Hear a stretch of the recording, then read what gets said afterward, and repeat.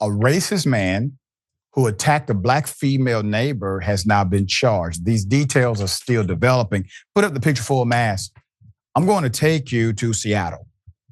A Seattle man unleashed punches and kicks on a black female neighbor while yelling racial slurs is now going to face hate crime charges. The attack occurred just steps from the woman's home, and the alleged perpetrator was a neighbor, a fellow resident in the Cambridge Apartments in the First Hill neighborhood of Seattle. Here's what happened. Around 8 p.m.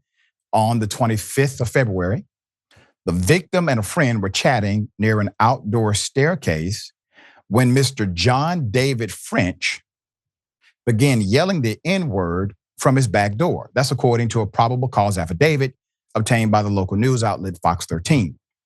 So Fox 13 Seattle reports the 42-year-old suspect then bolted from his apartment, lunged over a small wall to assault the woman in what prosecutors say was completely unprovoked attack. After knocking her to the ground, the suspect unleashed a torrent of punches and kicks while continuing to yell racial slurs.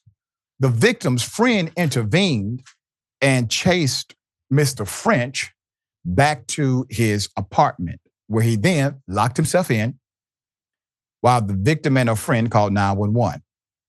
According to Seattle Detective Eric Munoz, the police set a perimeter around the area when French refused to comply with police commands to vacate his residence. Suspect only relented after a judge fast-tracked the approval of a search warrant that night, giving them permission to enter.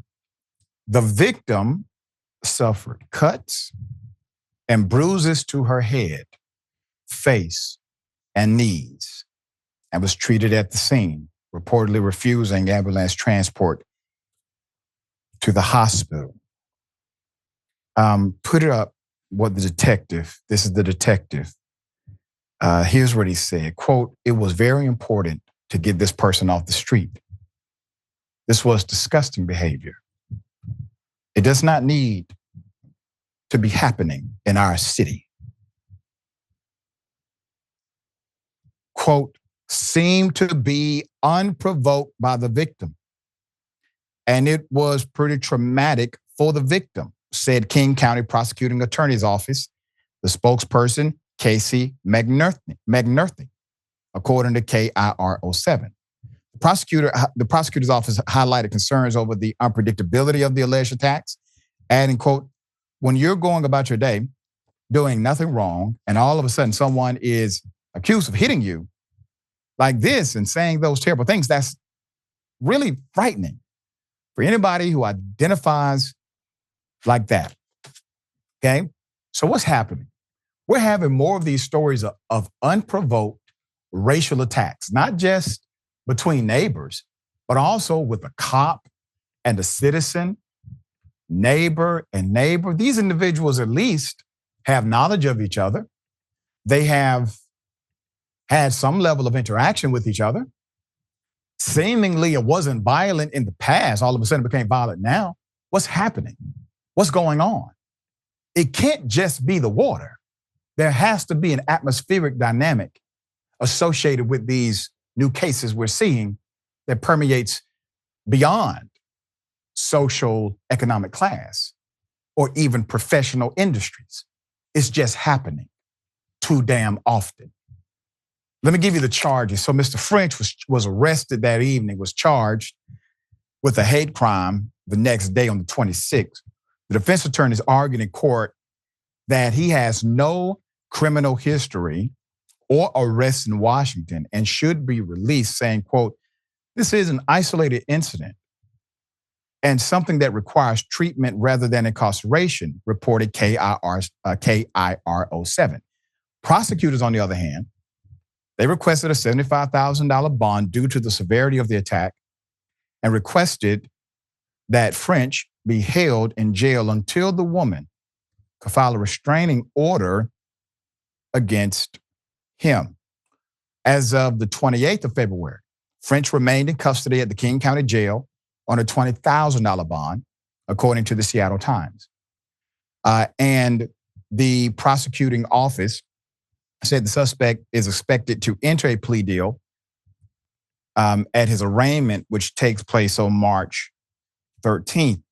Now, it's going to be interesting how this plays out, and we will bring you updates as it develops, because if the victim files a restraining order, typically that restraining order is going to cover the parameter of that particular apartment complex, meaning if Mr. French moves back in, he's in violation of that restraining order.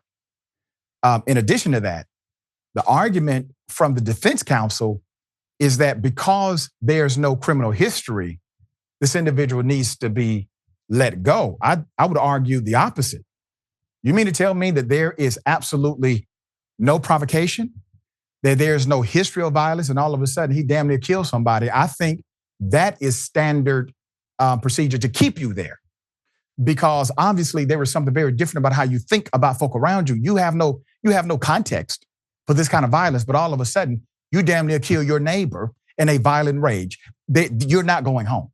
You should not be home, and you damn sure should not be around this person. All right, Sharon, this is a hell of a story, but once again, we've been reporting on these kinds of attacks more and more in Indisputable. What say you? I agree with you. I say exactly what you're saying here. Unless you can produce a doctor's note about how they got your medication all wrong, and it was something else put in the bottle that made you go insane. I don't know why we're not safe with somebody who's accused of doing this. If he did just a little bit of this, we've got to figure it out. So, it doesn't make sense. And if it doesn't make sense, keep him locked up.